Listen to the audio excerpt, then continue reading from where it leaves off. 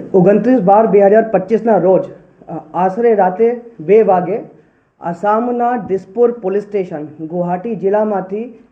એસએમસીની ટીમો દ્વારા આરોપી અશોક પુન્મારામ વિશ્નોઈની ધરપકડ કરવામાં આવી। અશોક પુન્મારામ વિશ્નોઈ જે છે છેલ્લા 1 વર્ષથી ફરાર હતો અને એસએમસીની જુદી જુદી ટીમ એની ગોતી રહી હતી। હાલ જે છે એસપી એસએમસી દ્વારા ટેકનિકલ ઇન્ટેલિજન્સ કલેક્ટ કરવામાં આવેલી અને ટેકનિકલ ઇન્ટેલિજન્સ આધારે જે નંબર મળેલા એ નંબર જે છે લોકેટ થયા આસામમાં, જેના કારણે 2 પીએસઆઈઓને એસએમસીના 2 પીએસઆઈઓને ત્યાંથી ગુવાહાટી ખાતે મોકલવામાં આવેલું। આ 2 પીએસઆઈઓનું નામ છે કેડી રવિયા એન્ડ વીએન જાડેજા અને ત્યાં જે છે ગુવાહાટી ખાતે હોટલ પેલિસિયો છે, ત્યાં હોટલ પેલિસિયોમાં જે છે અશોક પુન્મારામ વિશ્નોઈ ખોટા આઈડેન્ટિટી કાર્ડ આપીને રોકાયા હતા। તો ત્યાંથી તેની ધરપકડ અને સાથે 2 અન્ય ઇસમોની ને એસએમસી ખાતે પૂછપરછ માટે લાવવામાં આવેલા છે। હવે છે અશોક પુન્મારામ વિશ્નોઈ જે છે આ મૂળ જે છે આ ચિતલવાના જાલોરના રહેવાસી છે અને એના જૂના અગાઉના ગુનાહિત ઇતિહાસ છે, ગુનાહિત ઇતિહાસ ધરાવે છે અને એસએમસી ખાતે દાખલ થયેલ ગુસ્સી ટોકના મુખ્ય આરોપી છે। જે આઈએમએફએલની આંતરરાજ્ય ગેરકાયદેસર હેરાફેરી થાય છે એ હેરાફેરી જે ટોળકી કરતી હોય, જે ઓર્ગેનાઇઝ ક્રાઇમ સિન્ડિકેટ છે કે ગુનો આચરતી ટોળકી છે, આ ગુનો આચરતી ટોળકીનો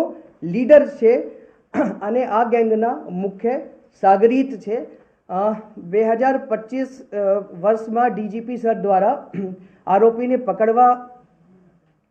માટે 25,000 રૂપિયાનો ઇનામ પણ જાહેર કરવામાં આવેલ અને આ અશોક પુન્મારામ વિશ્નોઈ જે છે આ ઇનામી આરોપી છે। આ જે ગેંગ છે અશોક પુન્મારામ વિશ્નોઈની જે ગેંગ છે એનું બેઝ જે છે આ ગોવા ખાતે છે, ગોવા રાજ્ય ખાતે છે। ત્યાંથી તેઓ એના ગેંગના સાગરીતો સાથે મળી નકલી શરાબ, હલકી ગુણવત્તાવાળી દારૂ, ખોટા બેચ નંબર કે ખોટી મેન્યુફેક્ચરિંગ ડિટેલ જે બોટલો ઉપર લખેલી હોય એવી દારૂ અને પોલીસની પકડથી બચવા હેતુસર ખોટા નંબર પ્લેટવાળી ગાડીઓ, ખોટા ઇન્જન ચેસિસ નંબરવાળી ગાડીઓ અને ખોટી બિલ્ટી લઈને આ લોકો જે છે ગુજરાત રાજ્યમાં આઈએમએફએલનું પરિવહન કરાવતા હતા। જે આરોપીની ઝડપી તપાસ જે ગુવાહાટી ખાતે કરવામાં આવેલી, આરોપી પાસેથી 6 મોબાઈલ ફોન મળેલા છે અને જે મોબાઈલ ફોનોની હવે તપાસ કરવામાં આવશે અને આરોપી જે આઈડી કાર્ડ આપીને હોટલમાં રોકાયા હતા એ આઈડી કાર્ડ પણ નકલી હતો। હવે આરોપી જે છે શરૂઆતથી જ્યારથી આરોપીની ધરપકડ કરવામાં આવી, આરોપી જે છે આ જે અરેસ્ટિંગ ટીમ છે ના અધિકારીઓ છે એના સાથે સહયોગ નથી કરતા હતા, જેથી એસએમસી પોલીસ સ્ટેશનના એડમિન પીઆઈ આરજી ખાટ ને એની ટીમ સાથે રવાના કરવામાં આવેલું, જેથી કે અરેસ્ટિંગ ટીમ ને સ્ટ્રેન્થન કરવાના હેતુસર આ જે 2 ટીમ છે આ યુપીના લખનઉ આજુબાજુ જે છે એકબીજા સાથે ભેગી થઈ અને ત્યાંથી જે છે આજે 2 ટીમો આરોપીને લઈને આગળ ગુજરાતની હદમાં પ્રવેશ કરી। ત્યારબાદ જે છે દાહોદ જિલ્લાના લીંબડી પોલીસ સ્ટેશન આજુબાજુ આ જે ગાડી હતી, આ ગાડી છે સ્કોર્પિયો એન, એનું જે પાસિંગ નંબર છે GJ09BP2436 છે। આ જે ગાડી છે એમાં આરોપીને લઈને આવતા હતા અને આગળ જે છે આ ગાડીને કેડી રવિયા પીએસઆઈ ડ્રાઈવ કરતા હતા। એની સાઈડની સીટ ઉપર પીઆઈ આરજી ખાટ બેસેલા હતા, ખાટની પાછળની સાઈડ જે છે પીએસઆઈ વીએન જાડેજા અને એની સાઈડમાં એટલે આરોપી અશોક પુન્મારામ વિશ્નોઈ એની રવિયાની પાછળની સાઈડ બેસેલા હતા। અને ત્યારબાદ જ્યારે આ ગાડી જે છે લીંબડીમાં પોલીસ સ્ટેશન હદ વિસ્તારમાંથી પસાર થઈ ત્યારે આરોપીએ જે ડ્રાઈવરની સીટ બેલ્ટ પકડીને જે પીએસઆઈ રવિયા જે છે આ ગાડીને ડ્રાઈવ કરતા હતા એને ગળા ફાંસો આપવાની કોશિશ કરી અને જેથી બાજુ સાઈડમાં બેસેલા જે છે આરજી ખાટ પીઆઈએ એને આરોપીને રોકવાના પ્રયત્ન કર્યા અને એને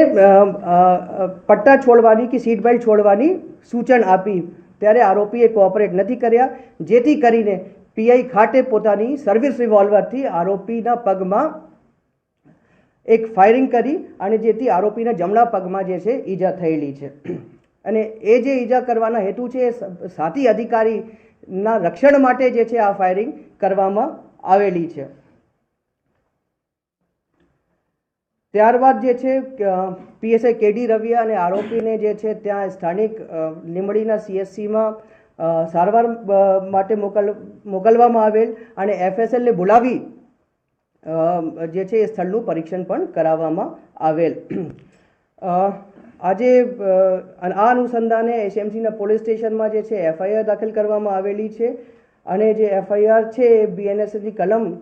109(1), 121(1), 125 અને 221 કલમ હેઠળ બીએનએસ 2023ની કલમ હેઠળ દાખલ કરવામાં આવેલી છે અને આ એફઆઈઆરના ફરિયાદી જે છે આ પીએસઆઈ કેડી રવિયા છે.